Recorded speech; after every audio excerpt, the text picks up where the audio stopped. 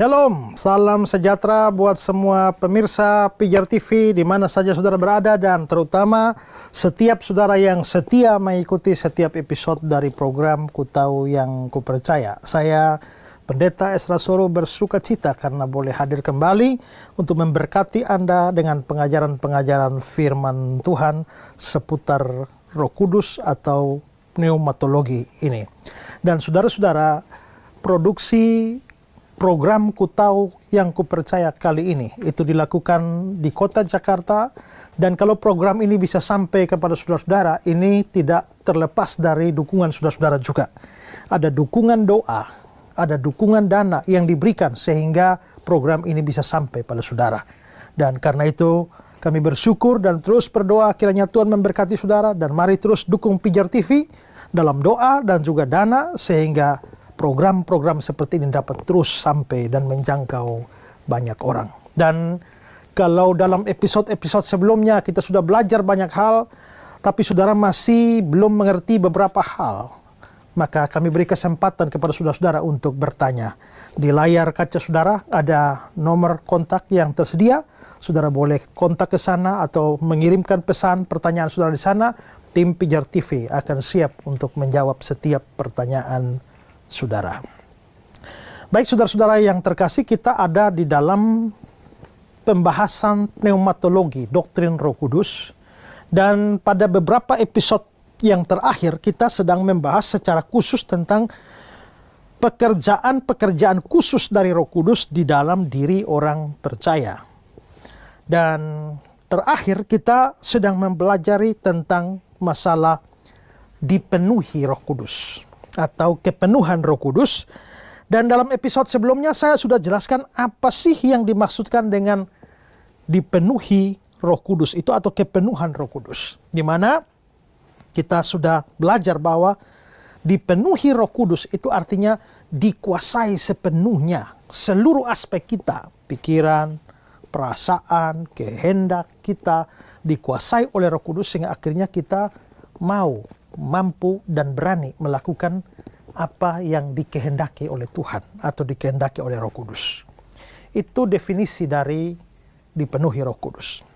Nah, sekarang saya ingin menjelaskan perbedaan antara baptisan Roh Kudus dan kepenuhan Roh Kudus. Kita sudah membahas soal baptisan Roh Kudus. Kita juga membahas soal dipenuhi Roh Kudus atau kepenuhan Roh Kudus. Nah, dua ini bedanya apa? Nah, ini perlu dijelaskan karena ada pandangan yang tidak membedakannya atau menyamakan antara penuh Roh Kudus dan dibaptis Roh Kudus itu sama aja. Ya. Dalam salah satu publikasi dari School of Ministry Bethany itu ada tulisan atau kata-kata seperti berikut ini ya. Istilah penuh dengan Roh Kudus maupun dibaptis dengan Roh Kudus ya. Istilah dipenuhi Roh Kudus dan dibaptis dengan Roh Kudus sesungguhnya yang dimaksudkan adalah dipenuhi dengan Roh Kudus. Jadi sumber ini mengatakan bahwa baptisan Roh Kudus atau penuh Roh Kudus sebenarnya sama saja, yaitu dipenuhi Roh Kudus. Jadi tidak membedakannya. Ada juga seorang penulis namanya Stanley Horton. Ya, dalam bukunya Oknum Roh Kudus, dia mengatakan kata-kata bahwa menurut Alkitab, baptisan Roh Kudus adalah suatu pemenuhan juga. Baptisan Roh Kudus adalah pemenuhan juga. Jadi, baptisan Roh Kudus dan penuh Roh Kudus ya sama saja ya. Tetapi jelas ini sesuatu yang tidak benar. Ya. Ada perbedaan antara baptisan Roh Kudus dan kepenuhan Roh Kudus. Lalu pertanyaan kita, apa bedanya baptisan Roh Kudus dan penuh Roh Kudus ini? Ada beberapa perbedaan. Pertama adalah bahwa penuh Roh Kudus itu adalah akibat dari dibaptis dengan Roh Kudus. Nah, kalau saudara mengikuti penjelasan saya sebelumnya dalam episode yang lalu, saya sudah jelaskan bahwa dibaptis dengan Roh Kudus itu sudah dijanjikan atau dinubuatkan oleh Yohanes Pembaptis. Aku membaptis kamu dengan air, tapi Dia yang akan datang akan membaptis kamu dengan Roh Kudus. Berarti menurut Yohanes Pembaptis, Yesus akan membaptis kamu dengan Roh Kudus. Kapan Yesus membaptis dengan Roh Kudus? Itu pada hari Pentakosta. Maka pada hari Pentakosta Roh Kudus turun, itulah baptisan Roh Kudus. Maka murid-murid Yesus ada di sini. Waktu Roh Kudus turun, mereka terima Roh Kudus. Berarti murid-murid sedang mengalami baptisan Roh Kudus. Tapi selanjutnya dikatakan dalam Kisah 2 ayat 4. Coba baca Kisah 2 ayat 4. Kisah Para Rasul pasal 2 ayat 4, maka penuhlah mereka dengan Roh Kudus. Lalu mereka mulai berkata-kata dalam bahasa-bahasa lain. Oke, cukup di situ. Ini Kisah 2 Pentakosta. Maka penuhlah mereka dengan Roh Kudus. Waktu mereka menerima Roh Kudus, itu baptisan Roh Kudus. Tapi setelah mereka menerima baptisan Roh Kudus, lalu dikatakan, lalu penuhlah mereka dengan Roh Kudus. Itu berarti bahwa mengapa mereka bisa penuh Roh Kudus? Karena sebelumnya mereka dibaptis dengan Roh Kudus. Jadi sebenarnya baptisan Roh Kudus inilah yang mengakibatkan terjadinya kepenuhan Roh Kudus. Atau kepenuhan Roh Kudus itu terjadi sebagai akibat dari dibaptis dengan Roh Kudus. Jadi sekali lagi itu berarti bahwa di dalam konsep perjanjian baru, kepenuhan Roh Kudus itu akibat dari dibaptis dengan Roh Kudus. Saya mengatakan di dalam perjanjian baru ini diberikan tekanan karena seperti episode-episode kali lalu, waktu kita bahas soal Roh Kudus dalam perjanjian lama dan perjanjian baru, ya, sudah dijelaskan bahwa di dalam perjanjian lama ada orang yang bisa diberikan Roh Kudus, bahkan mengalami kepenuhan Roh Kudus, tapi Roh Kudus tidak berdiam di dalam dia. Ya, Roh Kudus bekerja dari luar saja, secara eksternal. Berarti kepenuhan, ya, tapi dibaptis tidak. Itu dalam PL. Tapi dalam perjanjian baru tidak bisa. Orang dipenuhi Roh Kudus karena dia dibaptis oleh Roh Kudus, dibaptis dengan Roh Kudus. Pembaptisan dengan Roh Kudus itulah menjadi penyebab bisa terjadi kepenuhan, ya.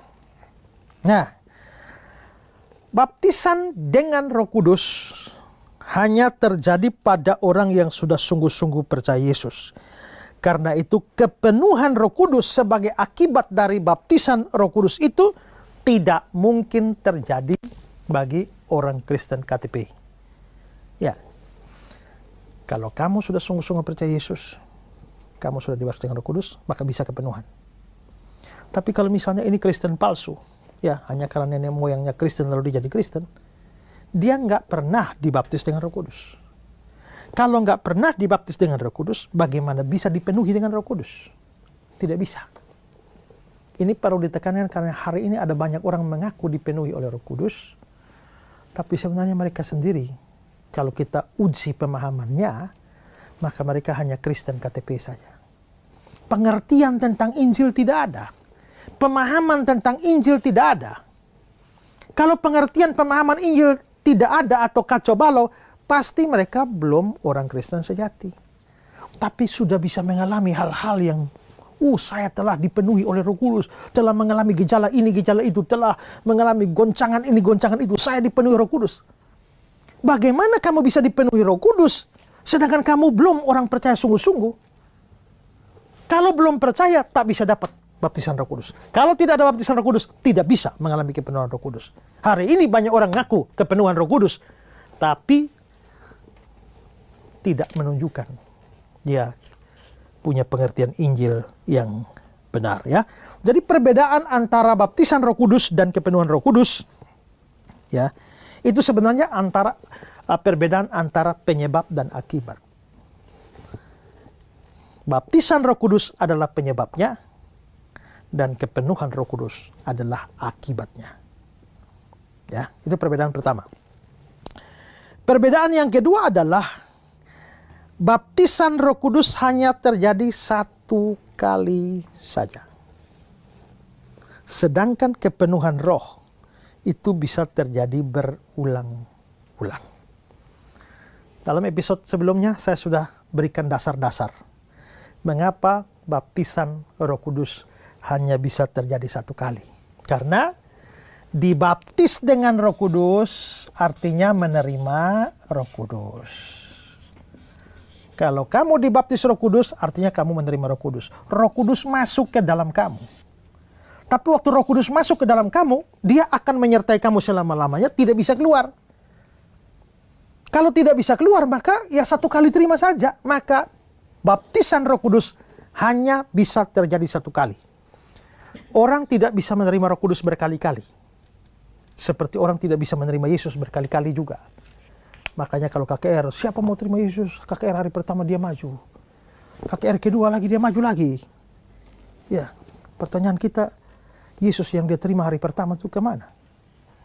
Mungkin waktu KKR masuk, sampai rumah keluar. Makanya hari kedua, terima Yesus lagi.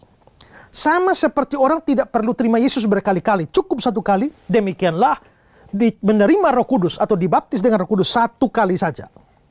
Ya. Tapi itu berbeda dengan kepenuhan Roh Kudus yang memang bisa terjadi berulang-ulang. Ya, coba baca Efesus 5 ayat 18. Efesus pasal 5 ayat 18, dan janganlah kamu mabuk oleh anggur, karena anggur menimbulkan hawa nafsu, tetapi hendaklah kamu penuh dengan roh. Hendaklah kamu penuh dengan roh. Kata Yunani di sini adalah preroste, dan itu ditulis dalam apa yang disebut sebagai present imperatif. Apa itu present imperatif? Imperatif itu adalah salah satu case atau kasus dalam bahasa Yunani yang menunjukkan kalimat perintah. Imperatif. Present itu bentuk waktunya. Sekarang. Maka present imperatif itu artinya suatu perintah yang harus dilakukan terus-menerus. Jadi kalau dikatakan, hendaklah kamu penuh dengan roh, itu boleh dikatakan, hari ini kamu harus penuh dengan roh. Besok kamu juga harus penuh dengan roh. Lusa kamu harus penuh dengan roh. Selalu, present. Maka kepenuhan roh itu bisa terjadi berulang-ulang. Ya, bisa terjadi berulang-ulang. Beda dengan baptisan yang hanya satu kali saja. Coba baca kata-kata dari teolog Donald Guthrie. Paulus menggunakan bentuk waktu sekarang dari kata kerja yang berarti berusaha agar terus-menerus penuh. Ini menyanggah semua pikiran tentang adanya pengalaman dipenuhi sekali untuk selamanya. Ya, jadi tidak ada kalimat terakhir bilang apa? Ini Dipenuhi sekali untuk selamanya. Ini menyanggah semua pikiran tentang adanya pengalaman dipenuhi sekali itu selamanya. Kalau dibaptis dengan Roh Kudus, sekali selamanya. Tapi kalau dipenuhi Roh Kudus, nggak bisa sekali selamanya. Maka itu berulang-ulang. Dan ini terjadi dalam rasul-rasul. Tadi kita sudah lihat ya, bahwa di Kisah pasal 2 ini, murid-murid penuh Roh Kudus. Ya, sudah penuh Roh Kudus nih ya. Lalu Kisah 4, coba lihat. Kisah 4 ayat 8. Maka jawab Petrus penuh dengan Roh Kudus, hai pemimpin-pemimpin umat dan tua-tua. Oke, sabar. Di Kisah 2 ayat 4, hari Pentakosta, rasul-rasul dipenuhi oleh Roh Kudus. Petrus ada nggak? Ada kan? Nah, lalu tadi Kisah 4 ayat 8, maka jawab Petrus penuh dengan Roh Kudus. Tadi Petrus sudah penuh Roh Kudus. Kok sekarang penuh lagi? Ya. Itu berarti bahwa tadi Petrus penuh Roh Kudus. Tapi setelah itu, rupanya dia nggak penuh lagi. Sehingga di sini penuh lagi. Setelah itu tidak lagi. Ya. Lalu pasal 4 ayat 31. Ayat 31, dan ketika mereka sedang berdoa, goyanglah tempat mereka berkumpul itu dan mereka semua penuh dengan Roh Kudus. Penuh Roh Kudus lagi. Nah, berarti penuh Roh Kudus, setelah itu nggak penuh, nurun. Lalu tahu pengalaman berikut, penuh lagi. Setelah itu turun lagi. Berikut lagi, penuh lagi. Berarti kepenuhan Roh Kudus terjadi berulang-ulang. Ya, coba baca kata-kata dari John Stott. Kita masih membaca tentang orang-orang yang dipenuhi lagi. Ketika suatu krisis atau tantangan yang segar menuntut suatu penguatan yang segar dari roh. Ya, kita membaca orang-orang yang dipenuhi lagi. Tadi sudah dipenuhi, sekarang penuh lagi. Suatu pergumulan tertentu, penuh lagi, penuh lagi. Jadi di sini perbedaannya. Kepenuhan Roh Kudus terjadi berulang kali. Baptisan Roh Kudus satu kali saja. Ya, coba lanjut dari kata-kata John Stott. Baptisan adalah pengalaman permulaan yang khusus. Kepenuhan dimaksud sebagai akibat tepat, yang terus-menerus, yang menjadi patokan. Sebagai kejadian permulaan, baptisan tidak diulangi dan tidak dapat hilang, tapi pemenuhan dapat diulangi, dan bagaimanapun juga perlu dipertahankan. Jika tidak dipertahankan, akan hilang. Jika hilang, dapat ditemukan lagi. Jadi kalau kamu dibaptis dengan Roh Kudus, nggak bisa hilang sekali selamanya. Tapi kalau kamu dipenuhi Roh Kudus, bisa hilang. Tapi kalau bisa hilang, masih bisa penuh lagi? Masih bisa. Bisa hilang? Bisa. Bisa kembali penuh lagi? Bisa. Nah, itu perbedaannya, ya. Nah, itulah sebabnya, maka tadi di Efesus 5 ayat 18, itu ada perintah, hendaklah kamu dipenuhi dengan Roh Kudus. Tapi tidak pernah ada ayat lah, hendaklah kamu dibaptis dengan Roh Kudus. Gak ada kan? Gak ada. Karena dibaptis dengan Roh Kudus itu kan terjadi satu kali saja dan otomatis terjadi waktu kamu percaya Yesus. Waktu kamu percaya Yesus nggak perlu bikin apa-apa, nggak perlu usaha apa-apa, otomatis dibaptis dengan Roh Kudus oleh Yesus. Tapi waktu kamu dipenuhi oleh Roh Kudus dan selanjutnya itu perlu kamu lakukan sesuatu. Makanya ada diperintahkan hendaklah kamu penuh dengan Roh Kudus. Oke, lanjut kata-kata Stott. Efesus pasal 5 ayat 18 memuat perintah yang terkenal kepada semua orang Kristen supaya mereka penuh roh. Artinya, terus dipenuhi roh. Dalam perjanjian baru tidak ada pernyataan-pernyataan perintah-perintah itu mengenai baptisan roh. Hal itu disebabkan sifatnya sebagai pengalaman pemasukan ke dalam persekutuan dengan Kristus. Tiada khotbah atau surat rasul yang berisi permintaan supaya orang dibaptis dengan roh, tapi kenyataannya bahwa ada penunjukan-penunjukan kepada kepenuhan roh yang menguraikan bagaimana orang Kristen tertentu dipenuhi lagi, dan yang memerintahkan supaya semua orang Kristen terus dipenuhi, menunjukkan bahwa mungkin dan sayangnya terlalu umum. Ada orang Kristen yang telah dibaptis dengan roh, tapi kemudian berhenti dipenuhi roh. Ya, jadi banyak begitu ya. Kita semua sudah percaya dibaptis roh ya. Tapi banyak kali kita tidak dipenuhi roh. Ya. Karena itulah maka orang Kristen harus selalu berusaha untuk terus-menerus dipenuhi Roh Kudus. Tidak perlu berusaha untuk dibaptis Roh Kudus. Tapi harus selalu berusaha untuk dipenuhi dengan Roh Kudus.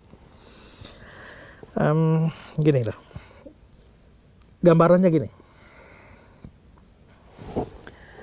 Kalau ada suami dan istri, ada seorang laki dan perempuan menikah, maka mereka menjadi suami istri. Diberkati di gereja, upacara pemberkatan nikah. Dalam perjalanan hidupnya ternyata suami istri ini berkelahi. Ya, baku cekcok satu sama lain. Nah, untuk mengatasi cekcok ini, mereka lalu berdamai. Tadinya sudah maki-maki, ya, sudah bentrok di sini. Sekarang kembali lagi damai dan perbaharui kembali cinta mereka, sayang mereka. Tapi perlu pemberkatan ulang apa enggak? Perlu berkat ulang enggak di gereja? Oh, sudah habis berkelahi kok. Ya? Enggak perlu kan? Berarti pemberkatan nikah satu kali saja. Tapi pembaharuan cinta, ya, itu harus diupayakan terus-menerus. Ya, habis berkelahi berdamai. Habis berkelahi rukun lagi. Berkelahi lagi. Rukun lagi. Ya, berkelahi lagi. Rukun lagi. Tapi pemberkatan nikah satu kali. Kalau tiap kali berkelahi lalu pemberkatan nikah. Ya, apalagi pakai resepsi. Bangkrut itu ya. Bangkrut itu. Nah, begitu juga. Baptisan Roh Kudus satu kali saja. Nggak perlu diulang-ulang. Ya. Dan nggak perlu diusahakan, karena itu pekerjaan Tuhan Yesus. Tapi kepenuhan roh. Terus, hari ke hari. Ya, kita berusaha. Ya. Itu perbedaan kedua. Baptisan Roh Kudus dengan kepenuhan Roh Kudus. Perbedaan pertama tadi apa? Kepenuhan Roh Kudus itu sebagai akibat dari baptisan Roh Kudus. Perbedaan kedua, baptisan Roh Kudus satu kali saja. Kepenuhan terjadi berulang-ulang. Lalu yang ketiga adalah baptisan Roh Kudus terjadi saat orang itu percaya kepada Kristus. Tapi kepenuhan Roh Kudus belum tentu terjadi saat percaya. Kalau hari ini kamu terima Yesus, hari ini pasti dibaptis dengan Roh Kudus. Tapi apakah hari ini dipenuhi Roh Kudus? Belum tentu. Hari ini percaya Yesus, hari ini dibaptis dengan Roh Kudus. Bisa jadi bulan depan baru kepenuhan roh. Ya, atau 3 bulan kemudian baru kepenuhan roh. Ya. Jadi terjadi hari ini juga baptisan roh. Gak mungkin tertunda. Tidak ada orang yang habis percaya Yesus 5 bulan kemudian baru dibaptis dengan Roh Kudus. Tidak. Kita sudah belajar dalam episode sebelumnya bahwa ketika kamu percaya, kamu dibaptis dengan Roh Kudus. Tapi kepenuhan Roh Kudus itu belum tentu terjadi pada hari kepercayaan kita. Ya. Nah, memang dalam Kisah pasal 2, murid-murid dibaptis dengan Roh Kudus pada hari Pentakosta. Pada hari yang sama mereka dipenuhi.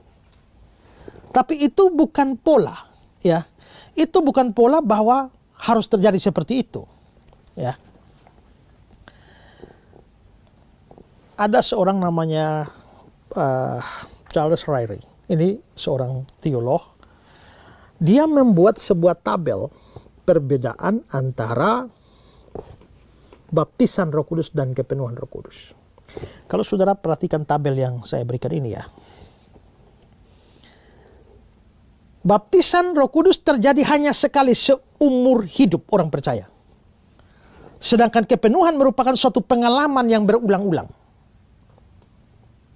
Kedua, baptisan Roh Kudus tidak pernah terjadi sebelum hari Pentakosta. Tapi kepenuhan Roh Kudus terjadi dalam masa perjanjian lama. Bisa terjadi. Ketiga, berlaku bagi semua orang percaya. Artinya semua orang percaya dibaptis dengan Roh Kudus. Tidak ada orang percaya tidak dibaptis dengan Roh Kudus.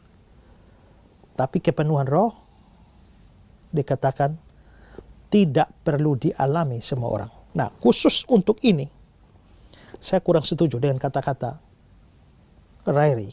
Tidak perlu dialami oleh semua orang. Harusnya perlu dialami, walaupun faktanya tidak semua mengalami. Berikutnya dikatakan bahwa baptisan Roh Kudus tidak bisa dibatalkan. Tapi kepenuhan Roh Kudus dapat hilang. Bisa hilang. Selanjutnya, baptisan Roh Kudus menghasilkan posisi. Posisi apa? Masih ingat waktu kita bahas untuk apa dibaptis dengan Roh Kudus? Yaitu untuk dimasukkan ke dalam tubuh Kristus. Dimasukkan ke dalam gereja universal. Maka dengan dibaptis Roh Kudus, kita mendapatkan posisi kita di dalam gereja universal. Sedangkan kepenuhan roh itu menghasilkan kuasa. Makanya kita lihat bahwa begitu dipenuhi Roh Kudus, ada kuasa beritakan Injil. Ya. Seperti yang kita lihat dalam banyak kasus dalam episode sebelumnya. Lalu baptisan Roh Kudus terjadi ketika kita percaya kepada Kristus. Sedangkan kepenuhan Roh Kudus terjadi sepanjang kehidupan orang Kristen. Dan perbedaan terakhir adalah baptisan Roh Kudus tidak ada prasyarat kecuali iman pada Kristus. Jadi cukup iman pada Kristus, nggak ada syarat-syarat lain. Tapi kepenuhan Roh Kudus itu tergantung pada penyerahan kita, ya. Nah, mau nggak kita Ku berserah, ku berserah. Kalau kita berserah sepenuhnya, kita dipenuhi roh. Ada bagian yang harus kita kerjakan supaya dipenuhi. Tapi tidak ada hal yang kita perlu kerjakan supaya dibaptis dengan Roh Kudus, kecuali percaya Yesus. Ya. Jadi ini perbedaan antara dibaptis dengan Roh Kudus dan dipenuhi Roh Kudus. Jadi orang Kristen harus berusaha. Saya harus berusaha dipenuhi Roh Kudus. Saudara juga harus berusaha dipenuhi Roh Kudus. Tapi sebenarnya untuk apa dipenuhi Roh Kudus itu? Kalau dibaptis dengan Roh Kudus, fungsinya adalah memasukkan kita ke dalam tubuh Kristus. Kita digabungkan ke dalam gereja universal. Lalu kalau penuh Roh Kudus, itu apa fungsinya? Ya. Nah, kalau kita melihat seluruh ayat Alkitab yang sudah kita baca dalam episode sebelumnya tentang kepenuhan Roh Kudus, maka sebenarnya saudara-saudara, orang penuh Roh Kudus itu mempunyai hubungan dengan 3 hal. Pertama, ini kepenuhan Roh Kudus itu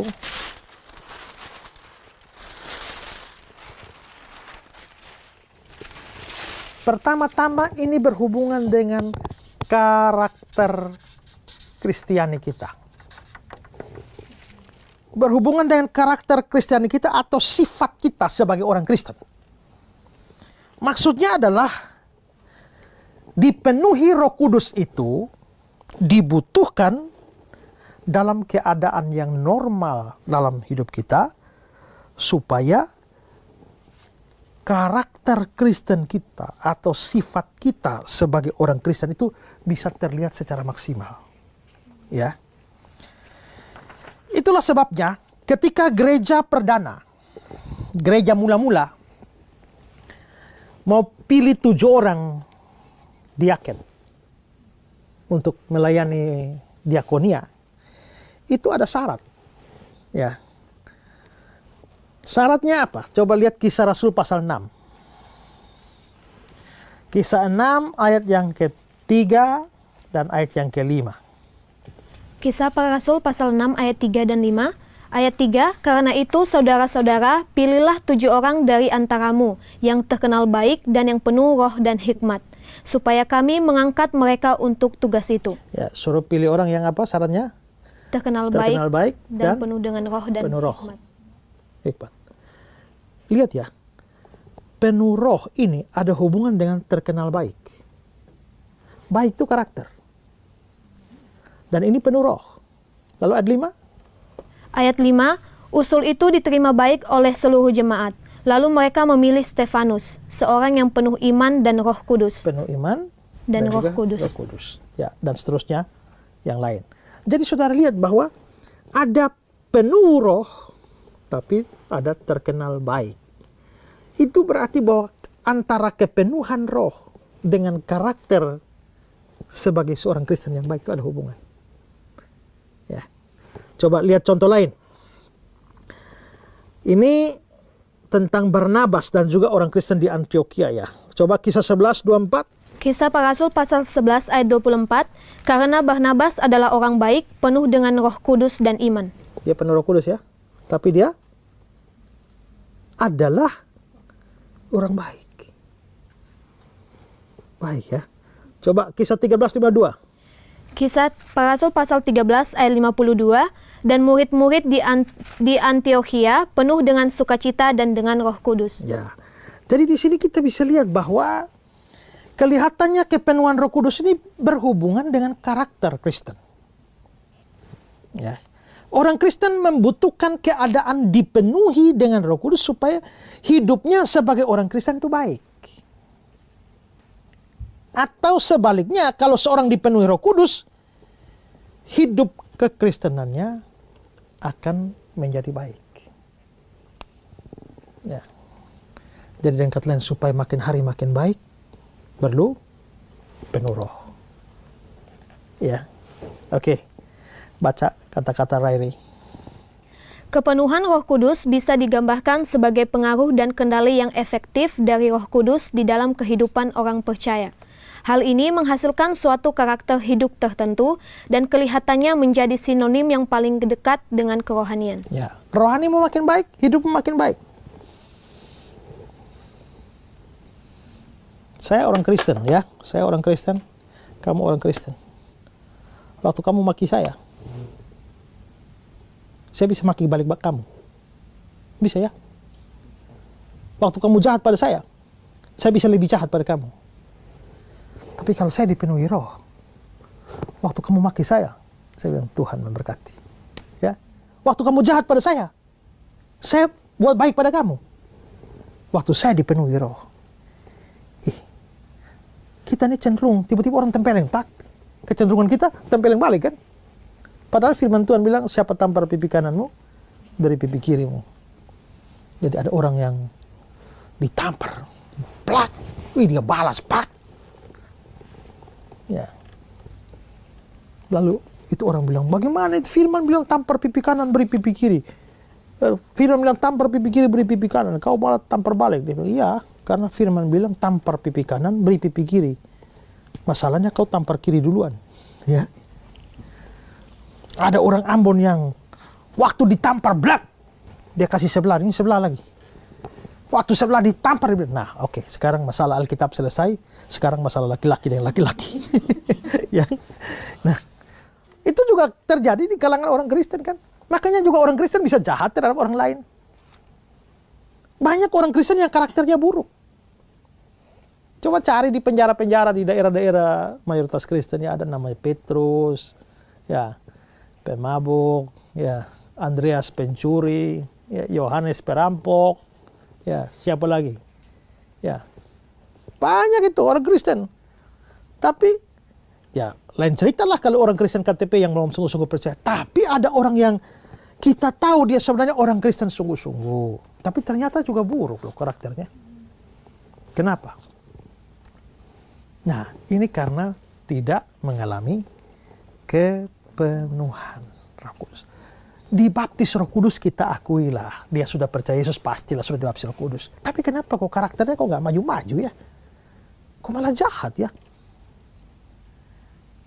Kok makin hari bukannya makin baik tapi makin jelek?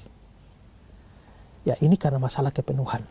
Jadi kepenuhan Roh Kudus itu menentukan karakter. Makanya setelah jadi Kristen kita harus berjuang supaya dipenuhi roh. Hendaklah kamu penuh dengan roh. Berbahagialah kalau suami penuh roh, istri penuh roh. Ya kan? Orang tua penuh roh, anak penuh roh. Aku penuh roh, pacarku penuh roh. Wow. Ya kan? Kalau aku penuh roh, pacarku penuh roh, pastilah pacarku tidak akan hamil sebelum nikah. Kan? Itu ya. Karakter kita jadi baik. Bayangkan kalau pendeta penuh roh dan seluruh jemaat penuh roh. Luar biasa. Tapi kenyataannya memang tidak sih. Dan kebanyakan tidak penuh roh. Makanya karakter kita juga seringkali tidak bertumbuh dengan baik. Jadi kepenuhan Roh Kudus itu pertama-tama itu berhubungan dengan karakter Kristiani kita. Kedua, kepenuhan Roh Kudus itu berurusan dengan pelayanan khusus. Ya. Ini berurusan dengan pelayanan khusus. Ini misalnya yang terjadi dengan Yohanes Pembaptis, di mana dia dipenuhi Roh Kudus untuk tugas khusus. Coba melihat Lukas 1 ayat 15 sampai 17. Lukas pasal 1 ayat 15 sampai 17. Sebab ia akan besar di hadapan Tuhan dan ia tidak akan minum anggur atau minuman keras dan ia akan penuh dengan Roh Kudus mulai dari rahim ibunya. Oke, Yohanes penuh Roh Kudus. Kenapa? Karena dia ada tugas khusus. Apa tugasnya? Ya, ayat 16. Ia akan membuat banyak orang Israel berbalik kepada Tuhan Allah mereka. Dan Terus? ia akan berjalan mendahului Tuhan dalam roh dan kuasa Elia untuk membuat hati bapa-bapa berbalik kepada anak-anaknya dan hati orang-orang durhaka kepada pikiran orang-orang benar, dan dengan demikian menyiapkan bagi Tuhan suatu umat yang layak baginya. Ya, tugas khusus ya. Ingat, Yohanes Pembaptis punya tugas untuk mendahului Kristus, mempersiapkan jalan baginya. Ratakan tanah bergelombang, apa lagi? Timbunlah tanah yang berlubang. Lalu? Ya, itulah kerjanya Yohanes Pembaptis. Tugas khusus. Tugas itu tidak mudah. Tugas itu berat. Dan supaya bisa melakukan tugas ini, maka dia perlu penuh dengan Roh Kudus. Contoh lain itu adalah Paulus. Ya, lihat Kisah Rasul pasal 9 ayat 15 dan ayat 17. Kisah Para Rasul pasal 9 ayat 15 dan 17.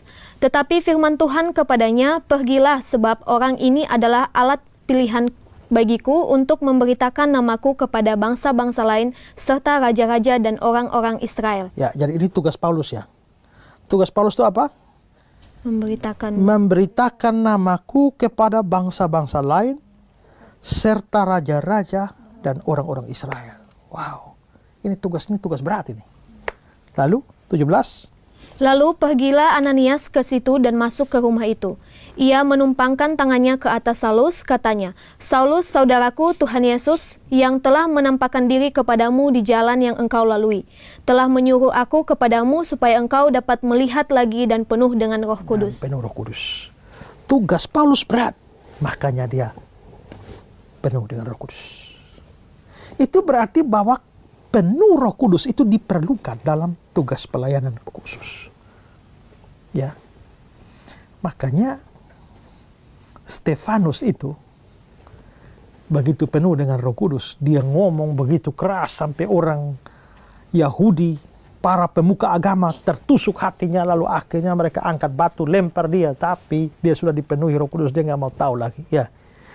Sampai mati sebagai seorang martir karena penuh Roh Kudus. Ya, coba kata-kata Rairi. Kepenuhan Roh Kudus mungkin digambarkan sebagai tindakan yang berkuasa dari Allah di mana Dia memiliki seseorang untuk kegiatan khusus. Ya, karena itu kalau kamu hamba Tuhan yang mau melayani Tuhan, kamu perlu penuh Roh Kudus. Ya. Kalau hamba Tuhan yang mau melakukan pelayanan harus penuh Roh Kudus. Harus berjuang penuh Roh Kudus. Karena pelayanan Tuhan itu pekerjaan yang berat. Ya, misalnya seperti Paulus ini. Karena itulah perlu penuh Roh Kudus. Ya. Oke.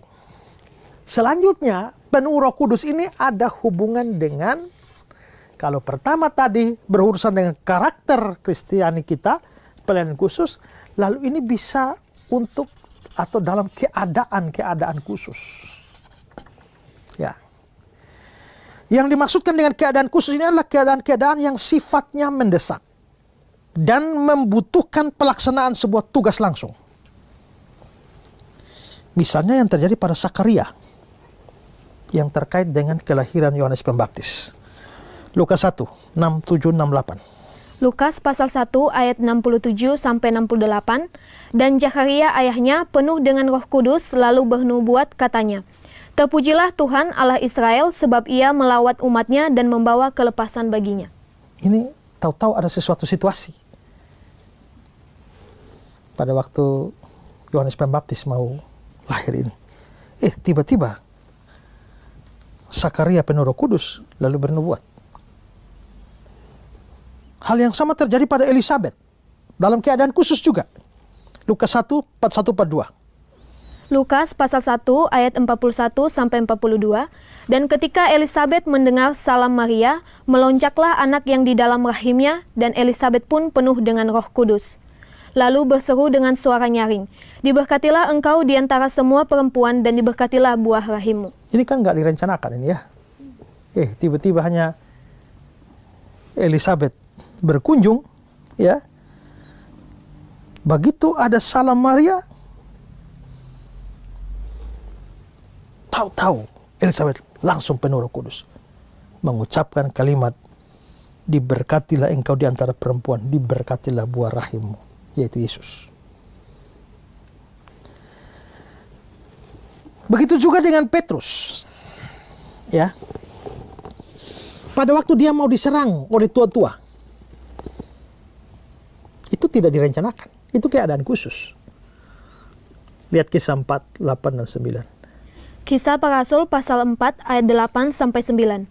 Maka jawab Petrus penuh dengan Roh Kudus, "Hai pemimpin-pemimpin umat dan tua-tua, jika kami sekarang harus diperiksa karena suatu kebajikan kepada seorang sakit dan harus menerangkan dengan kuasa manakah orang itu disembuhkan." Dan seterusnya, ya.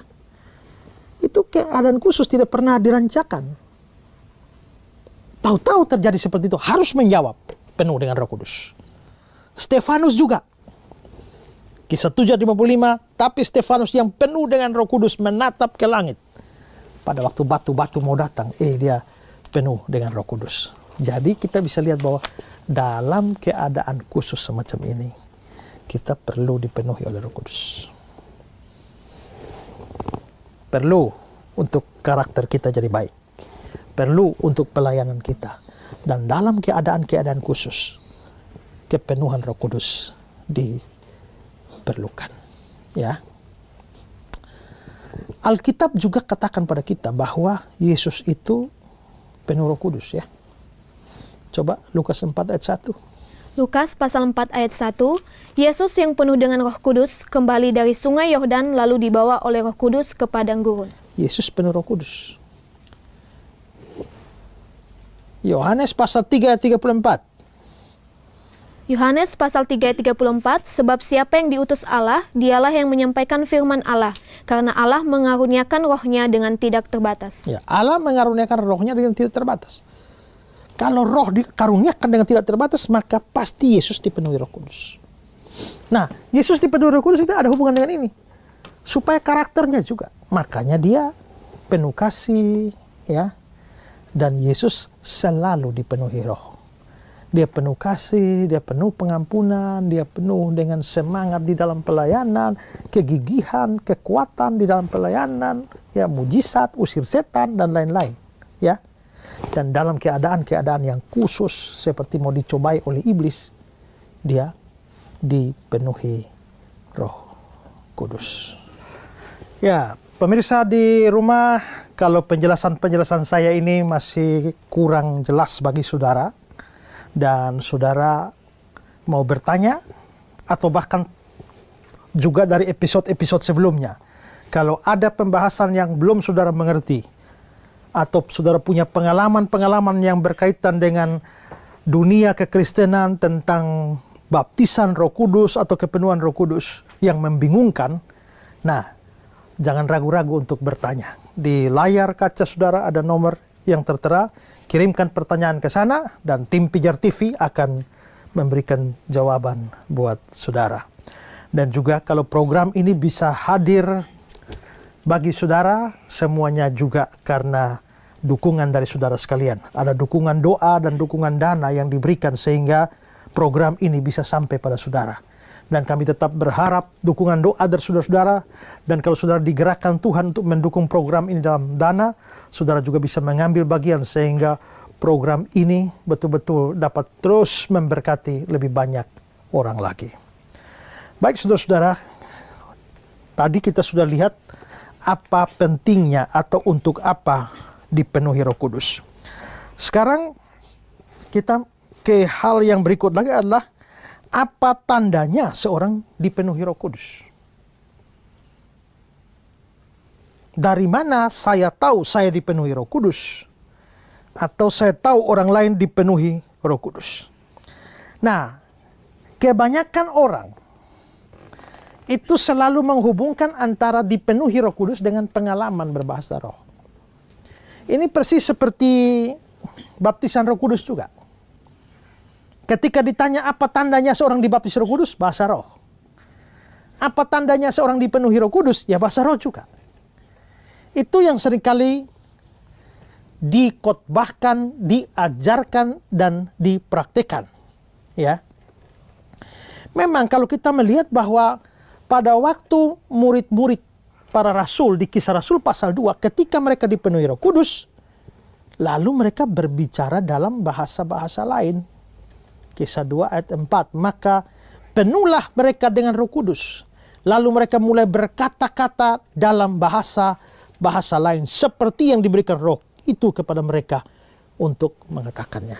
Nah, gara-gara ada ayat seperti ini atau pengalaman para rasul yang berbahasa lain atau berbahasa roh pada saat dipenuhi Roh Kudus, maka muncullah begitu banyak pengajaran bahwa orang kalau dipenuhi Roh Kudus itu akan berbahasa roh.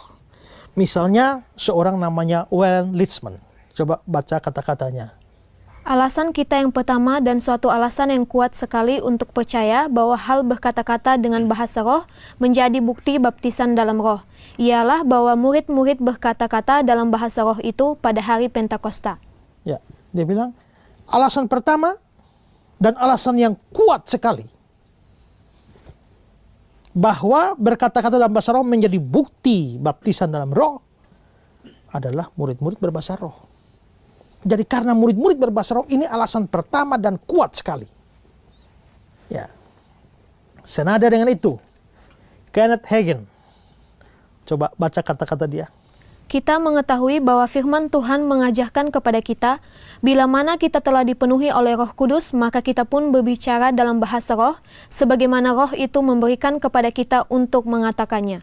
Hal ini merupakan petanda awal atau isyarat berdiamnya Roh Kudus di dalam diri orang itu. Hal ini, maksudnya hal berbahasa roh ini, merupakan tanda awal berdiamnya Roh Kudus dalam diri orang itu. Jadi kalau Roh Kudus berdiam dalam kamu, kamu mesti bahasa roh dong. Ya. Dari mana kamu tahu bahwa Roh Kudus ada dalam diri kamu? Ya harus bahasa roh dulu, baru bisa tahu Roh Kudus ada dalam diri kamu. Ya. Derek Prince. Saya sengaja memberikan banyak kutipan ini untuk saudara lihat bahwa memang pengajaran semacam ini terlalu merajalela, ya, atau terlalu populer bahwa orang kalau dipenuhi roh atau dibaptis dengan roh itu akan berbahasa roh. Ya, Derek Prince. Kami menarik kesimpulan bahwa menurut Perjanjian Baru, bukti bahwa seorang telah menerima baptisan dalam Roh Kudus adalah adanya manifestasi berbahasa roh, sebagaimana Roh Kudus memberi seseorang untuk bertutur kata. Manifestasi bahasa roh merupakan bukti yang diterima oleh para rasul sendiri berdasarkan pengalaman mereka. Tak ada bukti yang lain sebagai penggantinya yang diajarkan dalam seluruh Perjanjian Baru. Tidak ada bukti lain. Ya, di seluruh Perjanjian Baru tidak ada bukti lain kamu itu dipenuhi Roh Kudus selain bahasa roh. Ya, ini Derek Prince ini juga ya bukan kacangan lah, dia penulis hebat juga sebenarnya ya. Oke, ada lagi tokoh lain namanya Robert Liardon. Baca juga kata-kata dia. Saya percaya bahwa beberapa orang yang dipenuhi Roh Kudus belum melepaskan perkataan dalam bahasa roh. Itu mungkin karena kurang pengertian, tetapi saya percaya bahwa baptisan Roh Kudus selalu dibuktikan melalui kata-kata dalam bahasa roh. Baptisan Roh Kudus selalu dibuktikan dengan kata-kata dalam bahasa roh. Kalau saudara lihat kutipan yang saya berikan, kadang-kadang mereka bilang orang dibaptis Roh Kudus atau baptisan roh harus bahasa roh, orang kepenuhan roh harus berbahasa roh. Itu karena mereka tidak membedakan antara dibaptis roh dengan kepenuhan roh. Mereka anggap itu sama. Jadi baik penuh roh, dibaptis roh atau penuh roh, pokoknya tandanya sama, satu, selalu, tidak ada yang lain, yaitu bahasa roh. Makanya kalau itu tanda satu-satunya, pertama paling kuat, kalau kamu nggak bahasa roh, bagaimana saya bisa yakin bahwa kamu ini telah dibaptis dengan Roh Kudus, apalagi kepenuhan roh? Maka semua orang yang tidak berbahasa roh sebenarnya belum ada Roh Kudus. Begitu ya dampaknya kan? Jadi hanya mereka lah yang berbahasa roh lah yang ada Roh Kudus. Maka semua gereja Protestan yang Gak pernah muncul bahasa roh di sana itu ya. Itu semua orang gak ada Roh Kudusnya. Itu akibat dari pengajaran semacam ini. Jadi akibat dari pengajaran semacam ini ya sudah. Kalau kamu tidak pernah bahasa roh, kamu jadi ragu sendiri. Saya ini sebenarnya ada Roh Kudus nggak ya?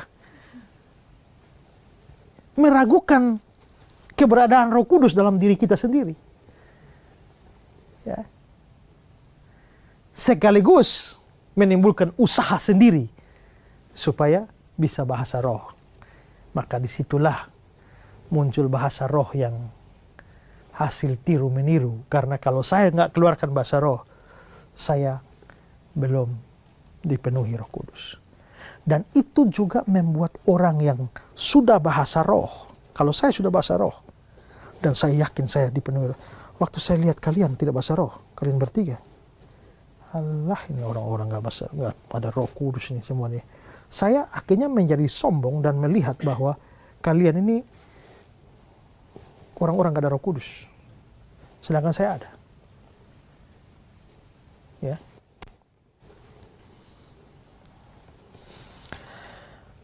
Pada suatu ketika saya ikut sebuah acara di Bali.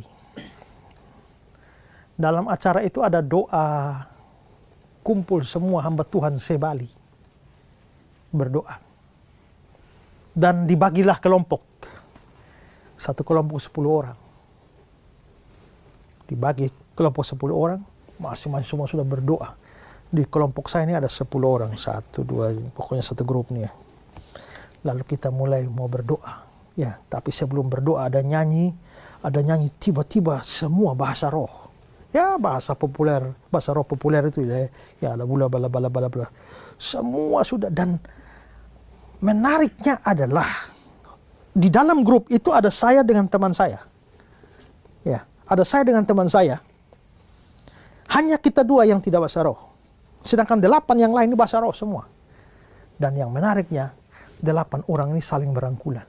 Jadi itu tangannya di atas itu, ini mereka pokoknya berangkulan. Tapi yang samping sini tidak merangkul saya. Yang samping sini tidak merangkul teman saya. Jadi hanya kita dua yang tidak dirangkul karena kita dua nggak bahasa roh. Ya. Tapi mereka berangkulan dan berbahasa roh. Sementara mereka bahasa roh semua, saya dan teman saya hanya baku lihat saja. Ya.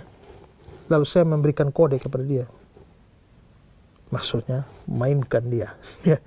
Begitu saya bilang mainkan dia, langsung teman saya ini, karena dia orang dari timur sana, langsung dia keluarkan bahasa timur dari bahasa daerah sana. Entah dia omong apa saya tidak tahu, pokoknya sudah lancar dia. Nah karena dia sudah lancar keluarkan begitu, ya saya juga ikut variasi sudah. Ya, teringatlah saya. Akhirnya saya keluarkan mai fali mama ala ita fali mai fali mama ala ita fali ledowatena sombula kamu liso mai fali mami ala ita fali. Itu ternyata lagu dari timur sana. Lagu daerah, ya. Mai fali mama ala ita fali. Itu artinya mari pulang Ini anak merantau kan. Maka mama pulang, mari pulang Mari pulang mama panggil kita pulang Mai fali mama ala ita fali mai fali.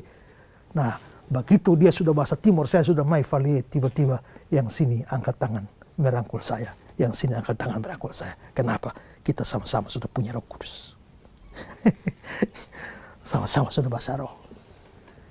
Namanya apa begitu? Karena ini pemahaman yang salah. Kalau kamu nggak keluarkan bahasa roh,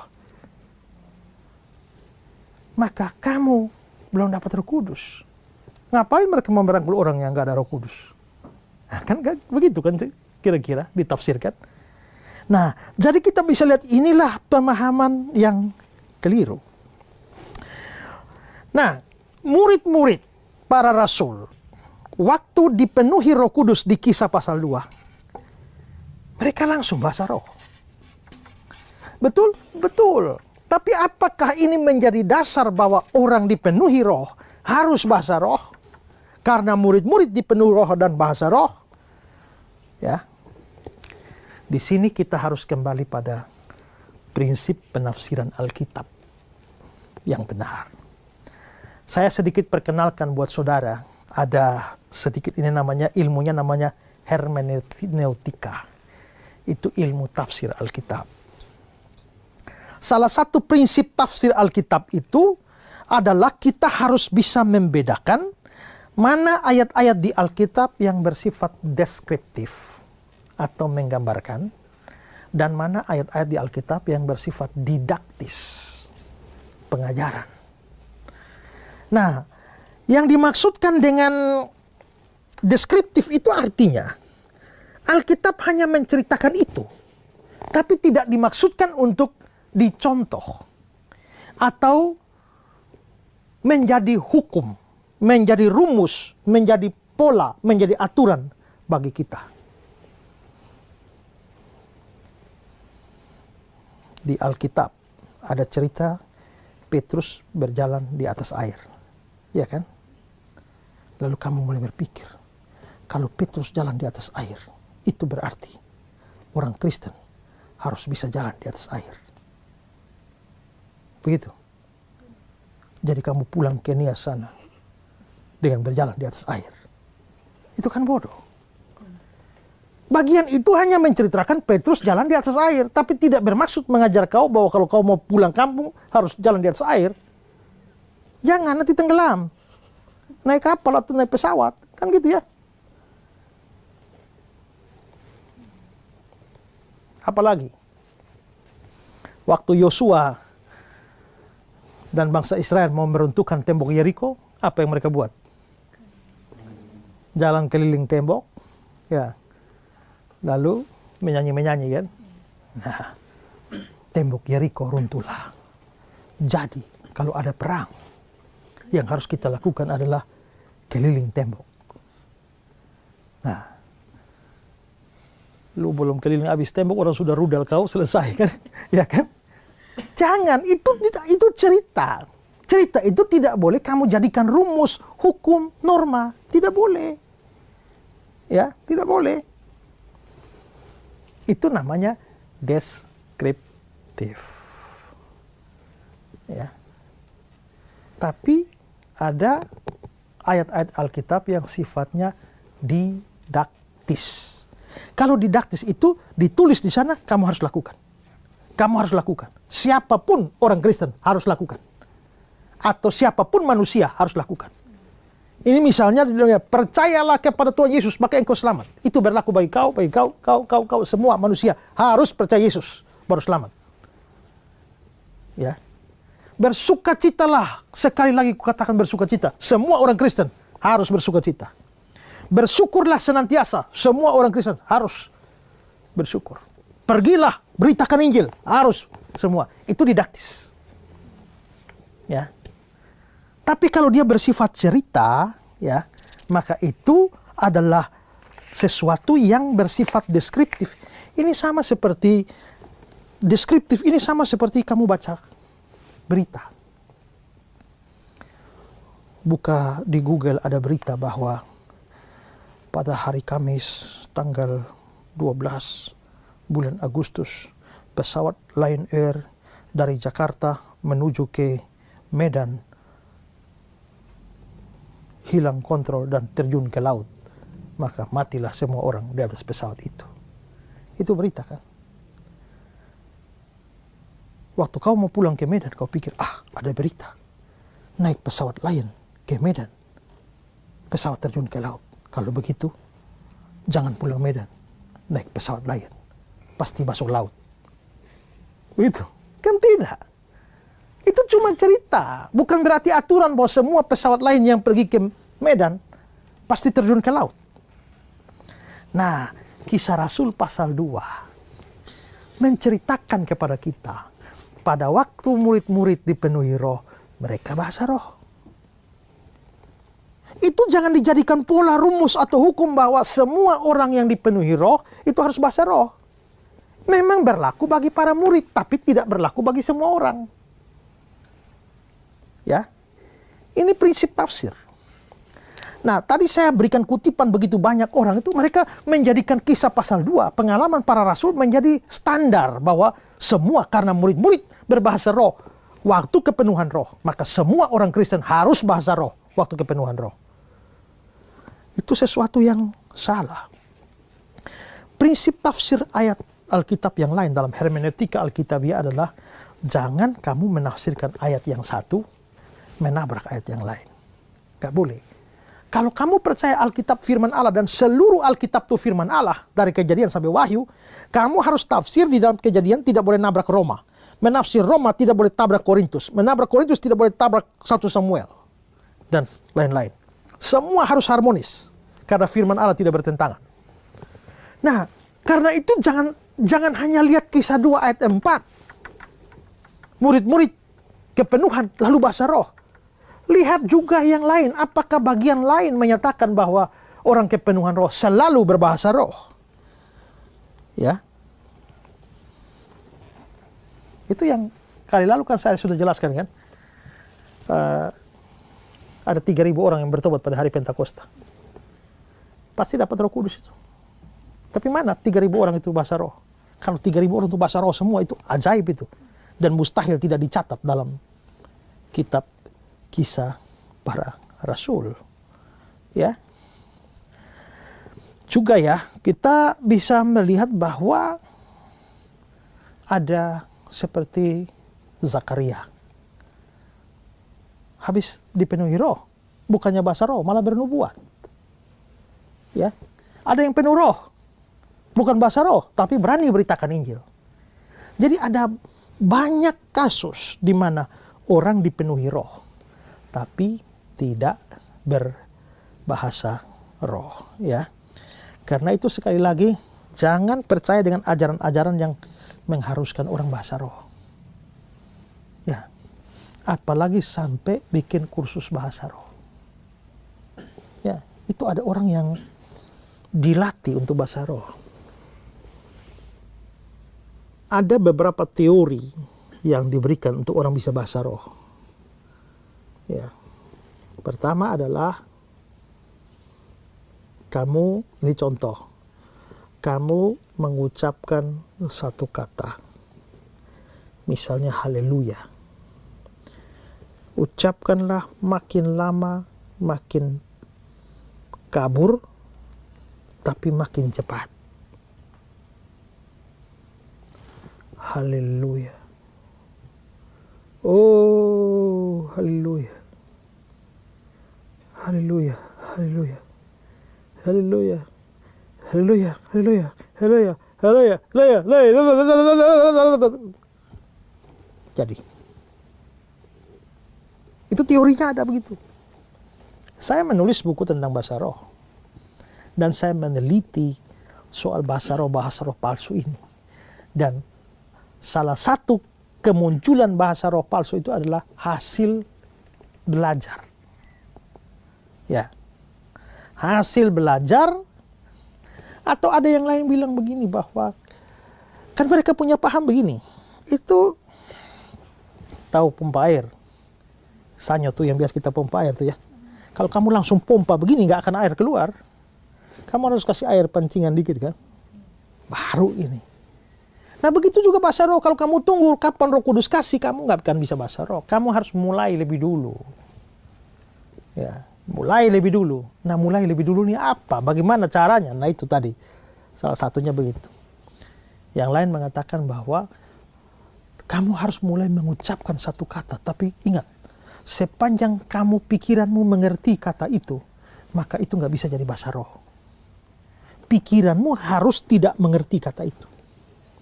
Nah, kursi, meja, kayu, ngerti kursi, ngerti meja, ngerti kayu, itu nggak bisa bahasa roh. Matahari, bulan, bintang, ngerti, nggak bisa bahasa roh. Coba kamu omong satu kata yang kamu sendiri tidak mengerti.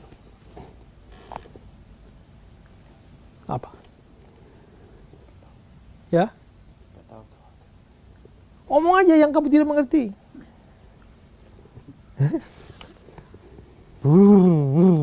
Ya. Ya, maka jadilah begitu. Nah, itu semua akibat dari doktrin yang salah, pengajaran yang salah, ya. Karena itu saudara ya, jangan mau diintimidasi oleh orang. Semua pemirsa di rumah juga dengar ini. Kalau ada orang yang paksa-paksa kamu bahasa roh, jangan mau bahasa roh. Ya. Kalau dia paksa-paksa kamu bahasa roh, pakai bahasa daerah, mulai omong apa terserah kau ya. Tapi jangan mau dipaksa untuk berbahasa roh dari orang-orang yang tidak mengerti firman Tuhan dengan benar. Ya. Oke, coba baca kata-kata dari Pendeta Stephen Tong. Saat ini ada banyak gereja mengajarkan bahwa harus ada manifestasi yang mutlak dalam bentuk karunia lidah. Saya minta dengan sungguh dan serius jangan menerima ajaran-ajaran seperti itu. Jangan saudara menerima kemutlakan-kemutlakan yang tidak diperintahkan oleh kitab suci. Misalnya, saudara tidak mempunyai Roh Kudus karena saudara belum berkarunia lidah. Stop, jangan menerima ajaran dia lagi. Atau saudara belum tertawa-tawa, maka saudara pasti belum menerima urapan baru dari Roh Kudus. Jangan menerima ajaran demikian karena begitu banyak fenomena yang terjadi di dunia ini. Bukan berasal dari Alkitab, bahkan melawan prinsip Alkitab. Ya, jangan mau dipaksa-paksa ya. Ya, kalau ada orang paksa-paksa kamu di gereja, pendetamu paksa kamu bahasa roh, tinggalkan gereja itu, cari gereja lain. Ya. Daripada nanti kamu akhirnya terlibat dalam bahasa roh palsu. Kedua, atau berikutnya, jangan pernah minder kalau saudara nggak pernah bahasa roh. Keminderan itu terjadi karena paham yang salah bahwa, waduh, kalau saya nggak bahasa roh, berarti saya nggak ada Roh Kudus dong, belum dibaptis Roh Kudus, belum kepenuhan Roh Kudus. Tidak. Kalau sekarang kita pelajari bahwa itu adalah paham yang salah, maka saya walaupun tidak bisa berbahasa roh, tapi di dalam saya ada Roh Kudus. Saya telah dibaptis dengan Roh Kudus dan saya bisa kepenuhan Roh Kudus tanpa bahasa roh. Jadi jangan minder. Ya. Saya sendiri tidak pernah minder karena tidak bahasa roh. Bahkan saya sendiri tidak, kalau bisa memilih, saya tidak menginginkan karunia bahasa roh. Saya sudah puas dengan karunia saya sekarang untuk mengajar firman Allah, ya, untuk memberitakan firman. Dan juga tugas saudara berikut adalah beritahulah orang-orang yang pahamnya tidak benar ini. Ya. Beritahu orang-orang yang dipengaruhi dengan paham-paham atau ajaran yang salah tentang kepenuhan Roh Kudus ini. Supaya semua kembali kepada Alkitab. Dan jangan mengajarkan atau mempraktekkan hal yang aneh-aneh. Ya. Oke, ada pertanyaan? Saya, Pak. Ya. Jadi, jika seseorang sudah menerima Kristus, percaya Kristus, artinya dia juga dibaptis roh, baru bisa kepenuhan. Ya. Tapi gimana kalau Yohanes Pembaptis yang dipenuhi sudah sejak dari rahim, padahal Yohanes Pembaptis kan belum mendengar Injil sama sekali. Ya, jadi gini, kita harus ingat bahwa di Alkitab itu kadang-kadang ada hal-hal prinsip yang menjadi dasar itu secara umum. Tapi ada perkecualian-perkecualian. Semua manusia berdosa. Setuju? Tapi ada perkecualian. Ada manusia tidak berdosa. Siapa? Yesus. Berarti ada prinsip umum bahwa semua berdosa. Tapi ada perkecualian. Yaitu Yesus. Ya kan? Coba baca Ibrani 9 ayat 27. Ibrani 9 ayat 27. Dan sama seperti manusia ditetapkan untuk mati hanya satu kali saja. Oke, cukup di situ. Manusia ditetapkan untuk mati satu kali saja. Lazarus mati berapa kali? 2 kali. Kapan? Mati pertama, Tuhan Yesus bangkitkan. Habis itu mati lagi enggak? Mati lagi kan? Berarti dia 2 kali dong. Semua orang yang pernah mengalami mujizat kebangkitan, kecuali Yesus, ya, itu mati, bangkit, mati lagi. Padahal itu ayat bilang manusia ditetapkan mati satu kali saja. Ya, itu prinsip umum. Tapi ada perkecualian. Perkecualiannya adalah orang-orang yang mengalami mujizat kebangkitan. Kalau kita semua mati, ya, atau kita semua sudah ada di surga, gak bisa pulang-pulang lagi ke bumi ini. Itu prinsip umum. Tapi ada perkecualian. Siapa? Musa dan Elia. itu bisa turun ketemu dengan Yesus di gunung. Ya. Firman Tuhan bilang prinsip umumnya jangan membunuh. Jangan bunuh. Lalu boleh hukuman mati nggak?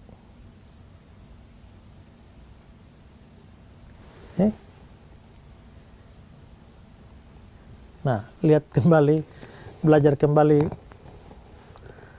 Ku tahu yang ku percaya, yang bahas soal dosa. Kita sudah bahas hukum, jangan membunuh. Jangan membunuh umum. Tapi ada perkecualian. Perkecualiannya adalah dalam pelaksanaan hukuman mati. Kan Tuhan juga perintahkan hukuman mati.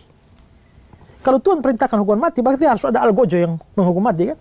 Algojo yang menghukum mati tidak bisa dianggap salah. Oke. Jangan membunuh. Kalau kau jadi tentara, waktu perang, pas berhadapan dengan musuh, kau sudah siap senjata, kamu ingat firman Tuhan yang jangan membunuh. Jadi kau diam saja. Apa yang terjadi? Mati. Kau yang dibunuh, ya kan? Nah, berarti jangan membunuh, tapi ada perkecualian, yaitu kalau perang. Kalau orang Kristen sama sekali tidak boleh membunuh dalam perang, maka orang Kristen tidak boleh jadi tentara dong. Ya. Dan perkecualian berikut adalah kalau misalnya saya bela diri, di mana posisinya kalau nggak membunuh dibunuh. Ya. Kalau kamu dikejar perampok, lari, sedapat mungkin lari. Tahu-tahu lari-lari kena gang buntu, dan mereka sudah maju. Begitu penjahatnya maju, kamu lihat ada kayu di sebelah, ada balok di sebelah, kamu ambil balok itu dan pukul dia mati. Kamu membunuh untuk bela dirimu. Itu tidak pernah disalahkan kitab suci, dan itu bukan dosa. Apa dasarnya? Nanti lihat kembalilah dalam program Ku Tahu Yang Ku Percaya. Waktu kita bahas ini, saya sudah berikan dasar-dasar. Itu berarti bahwa ada hukum jangan membunuh, ada perkecualian. Nah, yang saya bicarakan semua tadi ini, itu adalah prinsip umum. Tapi kok bisa ya Yohanes Pembaptis dipenuhi Roh Kudus dari lahir? Itu perkecualian. Mengapa? Karena orang itu punya tugas, dia orang spesial dengan tugas spesial. Tuhan Yesus sendiri pernah bilang tentang Yohanes Pembaptis, di antara semua yang lahir dari perempuan, tidak ada yang lebih besar dari Yohanes Pembaptis. Ya. Dia lebih besar dari Yesaya, Yeremia, Musa, segala macam. Kenapa? Karena nabi-nabi itu hanya bicara tentang Yesus, tapi nggak pernah lihat Yesus. Tapi Yohanes itu lihat Yesus. Yohanes itu orang perjanjian lama. Ingat ya, batas perjanjian lama dan perjanjian baru itu bukan di Matius dengan Maliaki, bukan. Itu kitab, tapi dasar pemisahan secara teologis itu Yesus mati. Jadi sebelum Yesus mati, semua itu era perjanjian lama. Maka Yohanes Pembaptis itu orang perjanjian lama. Ya, orang perjanjian lama, tapi dia betul-betul dekat dengan Kristus. Yang lain jauh. Dia orang spesial. Dan karena itu perkecualian diberikan pada dia. Ya. Semua orang harus mati, bukan? Semua kita harus mati, bukan? Ada perkecualian? Ada. Elia naik ke surga hidup-hidup. Henok. Naik. Jadi itu perkecualian. Oke. Ada lagi? Ya. Pak, tadi Bapak bilang jangan percaya dengan ajaran-ajaran yang mengharuskan bahasa roh. Bagaimana kalau di gereja saya menghimbau untuk berbahasa roh? Pertama, suruh pendetanya nonton Ku Tahu Yang Ku Percaya. Khusus episode ini. Ya. Suruh pendetanya nonton dan belajar baik-baik, Pak. Salah dong, Pak. Tegurlah. Ya. Atau mungkin rasanya mau tegur pendeta juga susah ya. Tak usah, agak lembut sedikit berikan saran. Ya. Coba Bapak pelajari kembali ini. Ya. Nah, sekarang kan kamu ikut program ini kan? Ya, berarti sudah ngerti kan? Nah, coba jelaskanlah kepada pendetanya. Kalau pendetanya nggak mau dan ngotot, ya sudah, tinggalkan gereja itu. Kan ada gereja lain. Pindah aja ke gereja lain.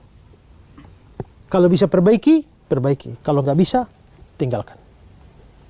Ya. Ingat ya, jangan fanatik dengan gereja ya. Kita semua gereja universal.